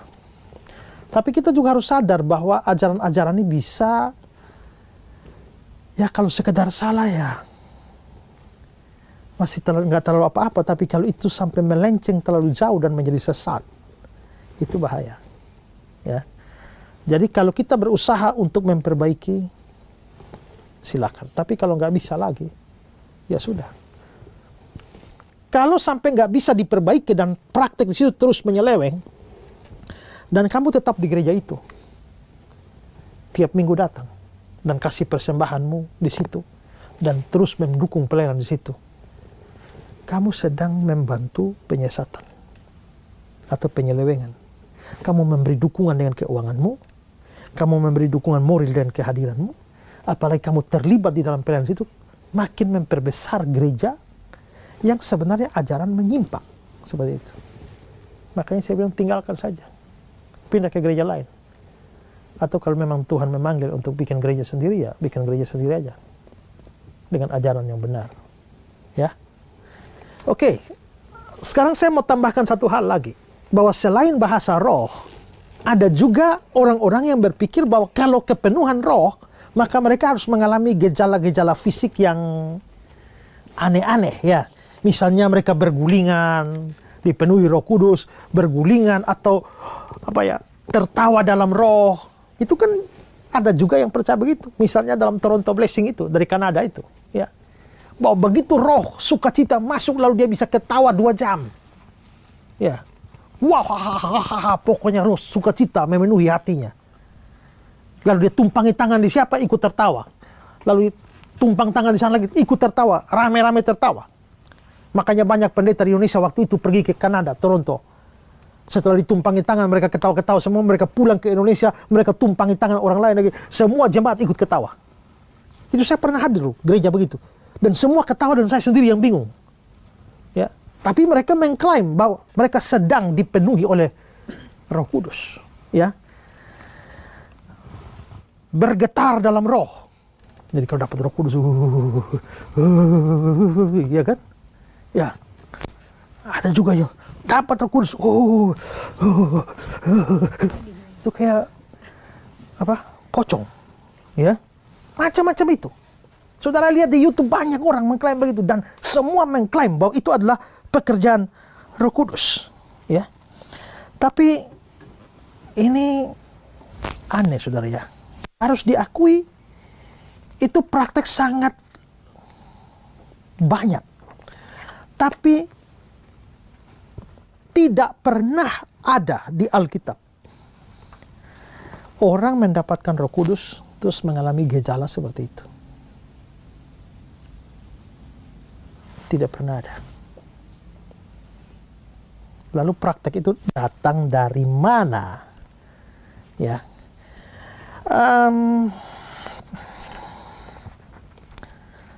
Kalau kita melihat di Alkitab, ya. Coba kamu baca ayat Markus 9 ayat 25 sampai 27, coba. Markus pasal 9 ayat 25 sampai 27. Ketika Yesus melihat orang banyak makin datang berkerumun, ia menegur roh jahat itu dengan keras, katanya, "Hai kau roh yang menyebabkan orang menjadi bisu dan tuli, aku memerintahkan engkau, keluarlah daripada anak ini dan jangan memasuki lagi." Lalu keluarlah roh itu sambil berteriak dan menggoncang-goncang anak itu dengan hebatnya. Anak itu kelihatannya seperti orang mati, sehingga banyak orang yang berkata, ia sudah mati. Tetapi Yesus memegang tangan anak itu dan membangunkannya, lalu ia bangkit sendiri. Coba baca ayat 26-nya. Lalu keluarlah roh itu sambil berteriak dan menggoncang-goncang anak itu dengan hebatnya. Jadi kira-kira itu anak tergoncang-goncang gimana? Ya kan? Tapi itu setan loh. Ya.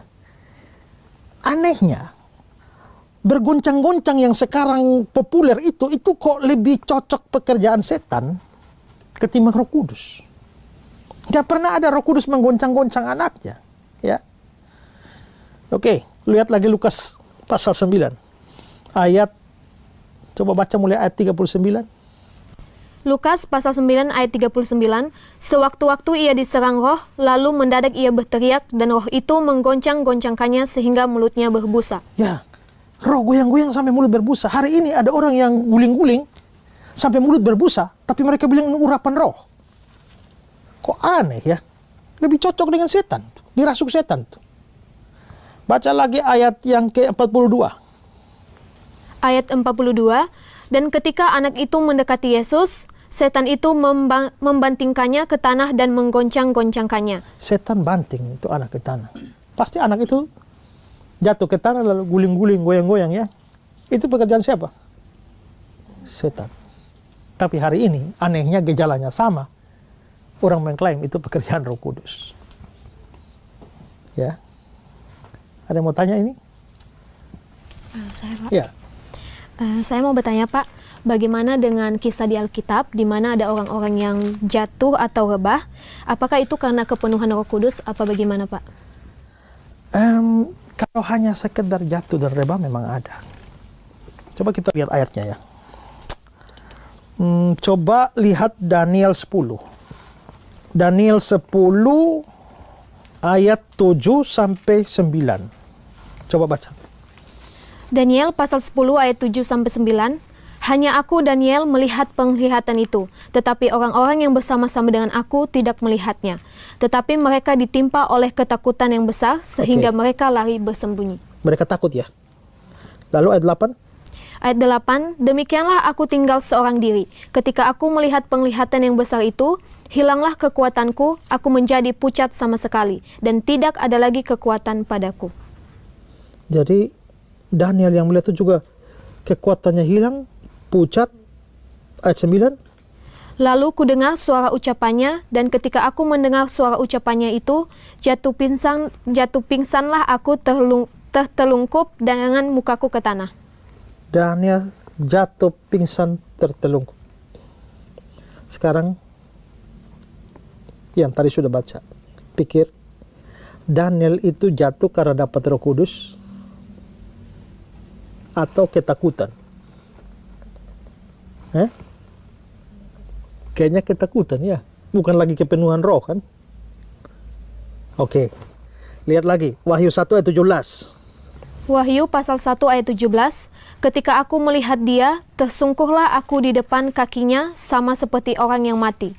Tetapi ia meletakkan tangan kanannya di atasku, lalu berkata, jangan takut, aku adalah yang awal dan yang akhir. Ketika aku melihat dia, Yohanes melihat Tuhan, tersungkurlah di depan kakinya seperti orang mati. Ini dapat Roh Kudus atau ketakutan? Yohanes tidak sedang dapat Roh Kudus. Dia lagi ketakutan. Oke, contoh lain lagi. Yohanes 18 ayat 4 sampai 6. Yohanes pasal 18 ayat 4 sampai 6. Maka Yesus yang tahu semua yang akan menimpa dirinya, maju ke depan dan berkata kepada mereka, siapakah yang kamu cari? Jawab mereka, Yesus dari Nazaret. Katanya kepada mereka, akulah dia. Yudas yang mengkhianati dia berdiri juga di situ bersama-sama mereka. Ketika ia berkata kepada mereka, akulah dia, mundurlah mereka dan jatuh ke tanah. Ini jatuh ya. Yang jatuh ini siapa? Orang-orang mau nangkap Yesus kan? Termasuk Yudas kan? Mereka orang percaya atau bukan? Bukan kan? Lalu apakah mereka dapat Roh Kudus? Oh, percaya saja tidak, bagaimana dapat Roh Kudus? Berarti ini mereka dibanting ke tanah. Bukan karena dapat Roh Kudus, tapi kuasa Yesus yang membanting mereka ke tanah, tersungkur semua di situ. Ini orang tidak percaya. Jadi memang ada kasus-kasus di Alkitab di mana ada orang yang roboh ke tanah. Ya. Daniel, Yohanes. Nanti juga ada imam-imam juga seperti itu. Orang-orang yang mau tangkap Yesus. Tapi semuanya tidak ada hubungan dengan Roh Kudus. Tapi yang jatuh-jatuh sekarang itu dianggap dapat Roh Kudus. Dianggap lagi kepenuhan Roh Kudus. Itu mereka lagi ketakutan atau ditimpa oleh kuasa yang besar, tapi nggak ada hubungan dengan Roh Kudus. Karena itu nggak ada ceritanya, nggak ada ayatnya di Alkitab bagian manapun bahwa orang kalau dapat Roh Kudus lalu jatuh-jatuh. Nggak ada. Yang ayat yang kita baca justru yang kerasukan setan itu justru jatuh-jatuh dan dibanting. Sehingga gejala jatuh-jatuh dan kayak kesurupan itu lebih condong pada pekerjaan setan ketimbang pekerjaan Roh Kudus. Ya. Dan celakanya banyak orang sekarang mengklaim itu sebagai pekerjaan Roh Kudus, bahkan ya mengharapkan. Banyak pendeta kalau KKR mengharapkan bisa kasih jatuh orang. Ya. Bahkan ya ada yang seperti Benny Hinn misalnya, yang dengan kibaskan jubahnya saja, begitu banyak orang tumbang, roboh. Dan pendeta-pendeta itu merasa mereka menjadi pendeta sakti yang berurapan kalau mereka bisa tumbangkan orang. Kalau saya berkhotbah secara luar biasa tapi nggak bisa bikin roboh kalian, ya saya bukan pendeta berurapan. Ya, tapi kalau saya dalam nama Yesus, blek. Oh, ini pendeta sakti luar biasa. Ya, buka jasa saya kibaskan, bus, ratusan orang roboh. Nah, karena ada paham begitu juga, kalau pendeta nggak bisa tumbangkan orang, bukan pendeta berurapan, maka ada pendeta yang paksa orang roboh. Ya, paksa orang roboh. Jadi, dalam nama Yesus, dalam nama Yesus. Bahkan ada yang pakai trik. Ya, trik kotor. Karena nggak roboh-roboh, itu ya. Itu pernah terjadi, ada pendeta dari India bikin KKR dan adik-adik saya hadir. Ya, semua orang sudah roboh. Tapi kan adik-adik saya ini main musik kan. Jadi mereka kan main musik kan nggak bisa roboh kan. Nanti bagaimana musik berjalan. Akhirnya dia lihat bahwa ini pemusik nggak roboh. Lalu dia mari sini. Yuk, kamu ke sini. Saudara perhatikan triknya ya. Berdiri di sini. Ya. Kamu mau dapat Roh Kudus? Ya, kalau mau dapat Roh Kudus kaki harus rapat. Ya, kalau mau dapat Roh Kudus kaki harus rapat, tangan ke depan. Ya, harus kencang. Ini di sini. Kencang. Mau dapat Roh Kudus? Ya. Ingat ya, lurus, rapat ya. Oh, haleluya. Haleluya. Langsung roboh. Itu triknya. Ya. Tapi begitu dia lakukan seperti itu, lurus begini ini, waktu Roh Kudus, tak, begitu tak langsung adik saya pasang kuda-kuda. Ya. Begitu pasang kuda-kuda dia bilang, jangan tahan Roh Kudus. Jangan tahan Roh Kudus. Begitu jangan tahan Roh Kudus kembali begini dan blek, jatuh. Begitu. Itu trik kasar. Ada trik yang halus. Ada trik yang halus itu pernah dilakukan oleh seorang pendeta, teman saya. Saya juga waktu itu belum ngerti. Tapi kan ada orang posisi lagi, ini persekutuan dan lagi berlutut di lantai. Ya. Coba kamu lagi. Coba kamu berlutut di lantai. Ya, tegak. Ya, seperti ini. Orang ini lagi penyembahan. Mengalirlah kuasa Roh Kudus. Waktu seperti ini, lalu pendeta itu bilang sama saya, Ezra, ambil kipas angin di sana, tolong arahkan ke orang itu, bikin volumenya yang paling sepoi-sepoi. Jadi saya langsung ambil kipas angin. Dan kipas angin. Baru dia, haleluya, haleluya. Angin datang pelan-pelan. Haleluya, haleluya, haleluya, haleluya, blek. Ya sudah jatuh. Jadi seolah-olah mungkin kipas anginnya itu ada aliran Roh Kudus yang mengalir sepoi-sepoi basah, roboh. Apa sebenarnya tujuan merobohkan orang itu coba?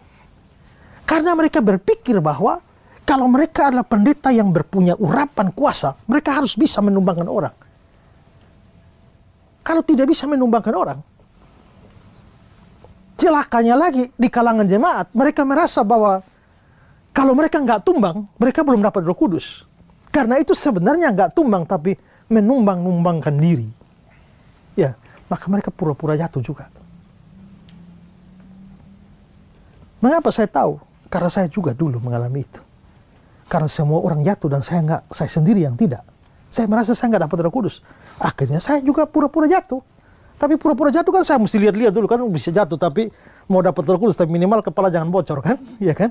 Jadi saya lihat posisi aman langsung jatuh, ya, gitu. Nah ini pemahaman yang keliru. Karena itulah berhati-hatilah dengan jangan gampang terlibat dalam praktek-praktek yang mengatasnamakan pekerjaan Roh Kudus, baptisan Roh Kudus, kepenuhan Roh Kudus, tapi tidak alkitabiah. Ya.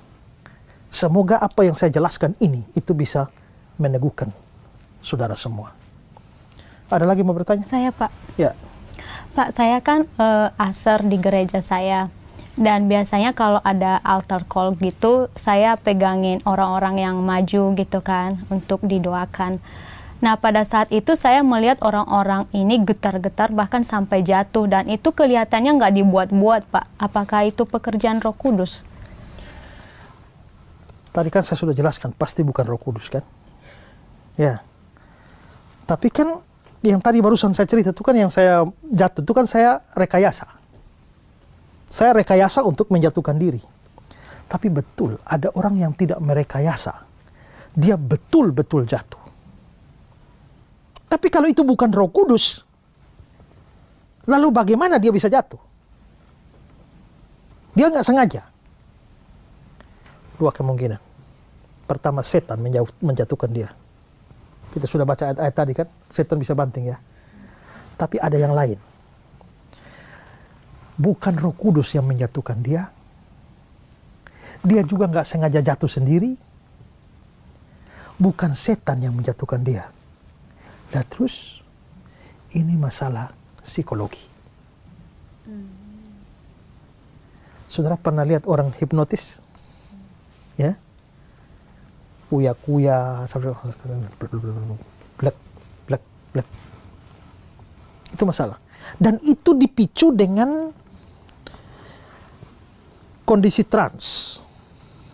Trans itu artinya emosi jiwa di bawah, dan disinilah peranan musik. Saudara lihat hampir semua kasus jatuh-jatuh itu ada iringan musiknya. Dan seorang ahli dari Bali terhadap musik-musik yang bisa membuat kesurupan. Itu dia mengatakan bahwa musik-musik yang bisa membawa pada suasana trans itu adalah kalau musiknya itu bertalu-talu tapi datar dalam pengertian dia tidak memainkan not ini. Tapi dia harus bunyinya sama. Misalnya kalau dia dum dum dum dum dum dum dum dum itu ada nada. Kalau begitu enggak. Tapi kalau dia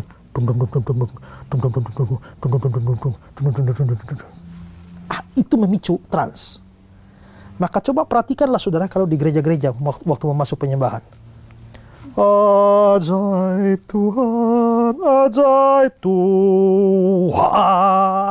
Langsung drum, bassnya bagaimana?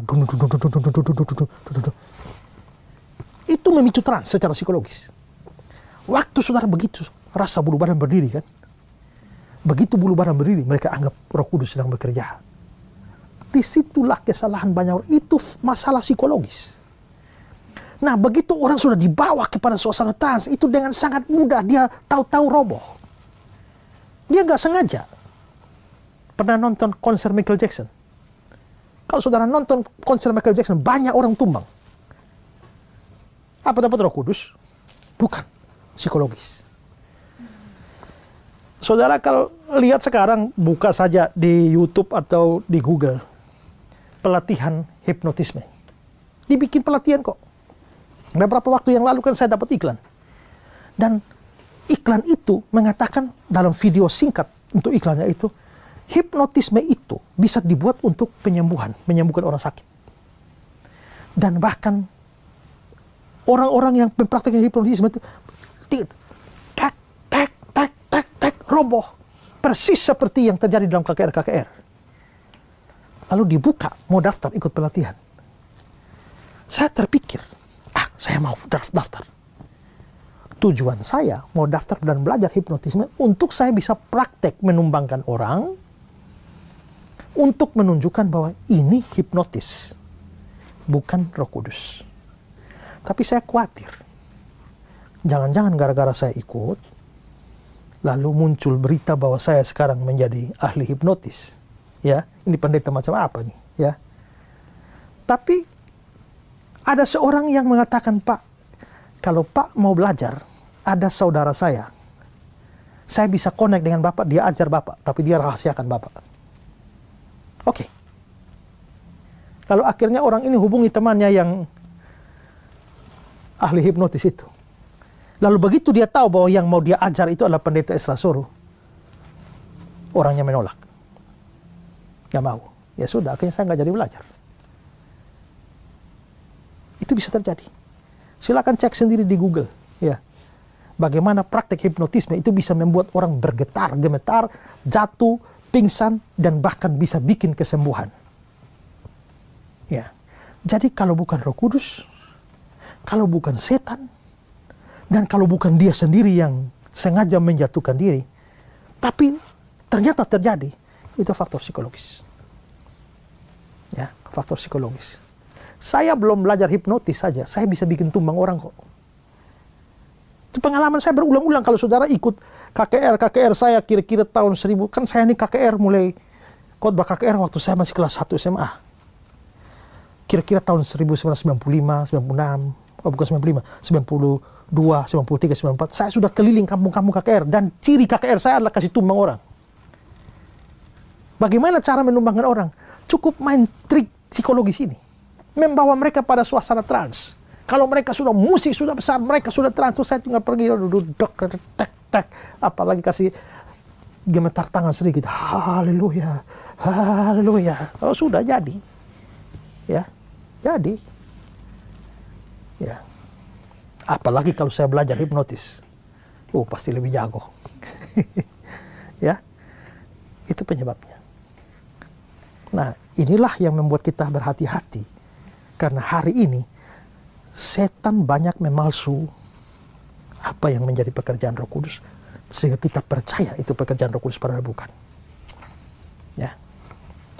Ya, pemirsa di rumah, kalau saudara juga punya pertanyaan terkait dengan apa yang saya ajarkan ini, ya silakan berikan atau kirimkan pertanyaan saudara di layar saudara, ada nomor. Kami dari Pijar TV dengan senang hati akan memberikan jawaban kepada saudara. Ya, program ini adalah program pengajaran, mengajar orang kembali kepada kitab suci. Dan kalau saudara rindu supaya program ini terus ada dan memberkati banyak orang, dukunglah pelayanan ini, dukunglah Pijar TV. Siaran ini atau program ini bisa jalan, ada banyak yang memberi dukungan doa dan juga dana, sehingga program ini bisa diproduksi.